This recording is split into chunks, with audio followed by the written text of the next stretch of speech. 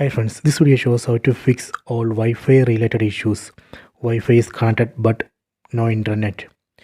Wi-Fi is not working. All these issues. Please don't forget to subscribe this channel. Please like and share the video. Go to settings. Tap on the settings app icon. Go down. Go to system. Go down. Go to reset options. Then tap on reset Bluetooth and Wi-Fi. Tap here. Then tap on this reset button. Done. See the message, Bluetooth and Wi-Fi have been reset. This reset operation is safe.